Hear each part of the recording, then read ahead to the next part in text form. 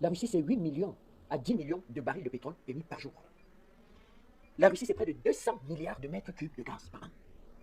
Ce sont des chiffres. La Russie, c'est 17,3 millions de kilomètres carrés. Demandez-moi la superficie de l'Europe. L'Europe, c'est 4,3 millions de kilomètres carrés. Donc la Russie, c'est pratiquement 4 fois la superficie de l'Europe. C'est un pays qui vous met 8 millions à 10 millions de barils de pétrole par jour. Si vous multipliez 8 millions par 360, c'est-à-dire que si le baril de pétrole, c'est même $1, la Russie, c'est des réserves d'échange pas possibles. C'est de ce pays qu'on parle. La Russie, c'est 200 millions de personnes. Patriotes, prêtes à mourir. Vous avez un pays de 56 millions d'habitants, en décroissance, à 117% de taux d'endettement qui peuvent assister la Russie. J'ai jamais fait un cours d'économie. Dites-moi comment on asphyxie un pays qui a ses capacités. C'est toutes les réserves de minerais stratégiques. Aujourd'hui, l'industrie aéronautique est bloquée. Vous savez pourquoi? À cause du titane. C'est le premier exportateur de titane. Ça veut dire que la Russie peut décider, Poutine peut décider aujourd'hui, je détruis la croissance mondiale. J'arrête de sortir mes barils de pétrole, je bloque mes terminaux de gaz, j'arrête l'exportation des matériaux stratégiques. Mais la croissance mondiale est arrêtée. C'est la première technologie en termes d'armement militaire. C'est-à-dire ce qu'on appelle les supersoniques missiles. Parce que supersonique, ça veut dire qu'à la vitesse du son. Supersonique. Avant que M. Biden ne se réveille, vous savez qu'il se réveille, avant qu'il ne parle comme un sommeilleux, il n'existera plus, on parlera de lui au passé. Aucun antimissile. Donc ça veut dire qu'on n'a pas besoin d'envoyer des troupes. Poutine croit en l'Ukraine. C'est une opération militaire ciblée, cadrée dans le temps. Première des choses. Donc quand des gens montent sur des plateaux de télévision et vous expliquent que des sanctions économiques de quelqu'un qui vaut rien du tout, en totale décroissance. L'Europe, c'est l'Allemagne. L'Europe, c'est un pays, c'est l'Allemagne. La France vaut rien. La Grande-Bretagne en est partie. Et dit que ça avait été une escroquerie et un mensonge. Ça n'a rien d'endogène. Ça part de diplomatie. La diplomatie européenne en est à attendre une déclaration de M. Biden. Au point où aujourd'hui, des patriotes européens expliquent qu'on ne peut pas être la quatrième locomotive des États-Unis. Comment vous faites pour asphyxier un pays comme celui-là? Première des choses. Deuxième des choses, la Russie a été un grand partenaire de l'OTAN.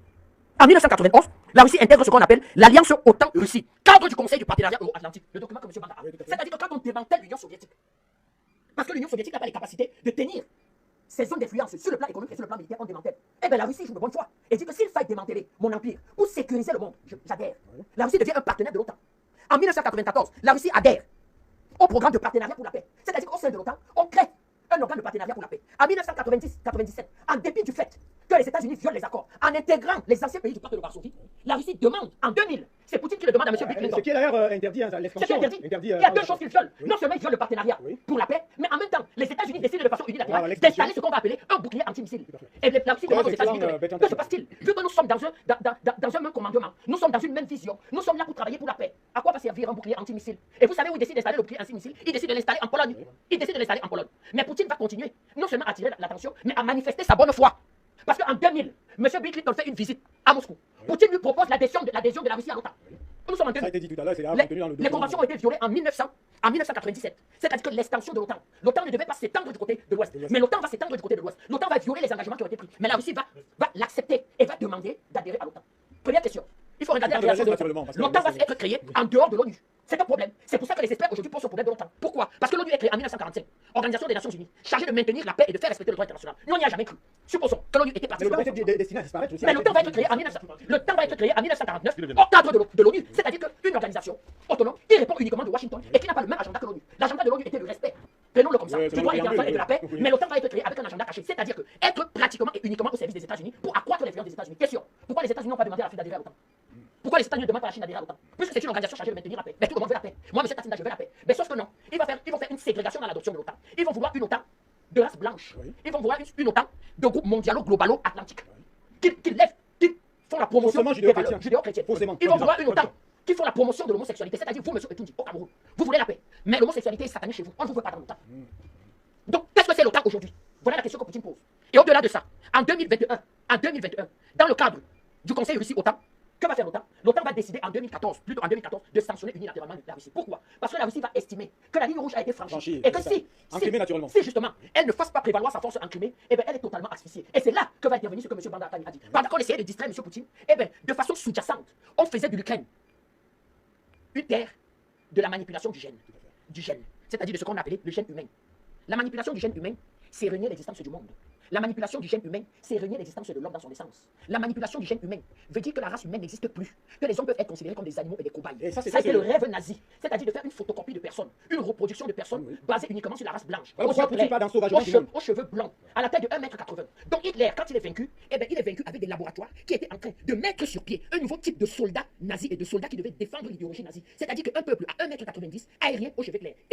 à ce qu'on fasse une manipulation entre frères et sœurs de même famille. C'est face à ce projet. Et nous l'avons déjà démontré dans le cadre de la crise contre le Covid. De dire que ceux qui sont derrière le Covid, eh bien, ce sont leurs projets. Sauf que Poutine n'a pas adhéré. Il a estimé. Ses services secrets se sont rendus compte. Et il a décidé que s'il ne fallait pas arrêter ça maintenant, le monde est perdu. Donc Poutine ici s'érige en quelque sorte comme étant celui qui défend la vie, celui qui défend la race humaine, celui qui défend un homme, une femme. Et expliquer qu'un bébé sorti des laboratoires d'enfants fabriqués en Ukraine, qui est le père, monsieur Tundi? Parce qu'on va se rendre compte Posons que la question, qui est le père? Qui est le père? Il Est-ce que explique c'est pas. un enfant? Parce que le père, c'est tout Est-ce que simplement. c'est pas un extraterrestre? Le père, c'est une manipulation génétique dont on ne peut pas connaître le père. Donc vous voyez que des valeurs fondamentales basées sur la vie, basées sur le respect de l'ordre biblique, eh bien, sont totalement bafouées. Donc, moi, mon problème, c'est les Africains. Parce qu'on ne voit Je pose une question, il faudrait qu'on se pose cette question. Pourquoi l'Église, que ce soit catholique, le pape, n'en dit rien, les leaders religieux du monde, ils ont les bouches cousues? Mais monsieur Etoudi, Qu'est-ce qui se passe? vous attaquez ce que j'ai toujours dit, c'est que l'Église catholique a un rôle très ambigu. Parce que dans une situation comme celle-là, le pape ne se prononce pas pour effectivement pointer le doigt. Mais au Covid, il s'est prononcé. Mais voilà où ça fait mal. Nous avons comme l'impression que même au niveau de la hiérarchie de Rome, eh bien, il y a une forme de corruption, il y a une forme de marchandage et peut-être ils se tiennent. Parce qu'on ne peut pas comprendre qu'une obédience religieuse ne puisse... Là, vous venez de parler des questions de vie, des questions de la disparition du monde. Un projet véritablement clair pour faire disparaître le monde. Clair. Et on ne comprend justement pas pourquoi la hiérarchie de l'Église catholique ne se prononce pas. Vous voyez donc que entre la foi d'un catholique qui vit sa religion et ce que je peux appeler la hiérarchie de l'Église catholique, c'est bien de il faire ce distinguo. y a un gros dysfonctionnement. Il y a un gros dysfonctionnement. C'est de savoir si ceux qui incarnent même la hiérarchie de l'Église catholique et ceux qui pratiquent leur foi au sein de cette obédience religieuse ont les mêmes objectifs et défendent les mêmes valeurs. C'est une question véritablement fondamentale. Enfin, nous sommes très contents de la position courageuse de certains pays africains. Ah oui, il faut saluer la position du Cameroun. lors du vote. Je profite ici pour remercier le patriarche président du Cameroun, qui a une position très politique, en s'abstenant. Mais nous savons ce que ça veut dire. Ah voilà, en boycottant.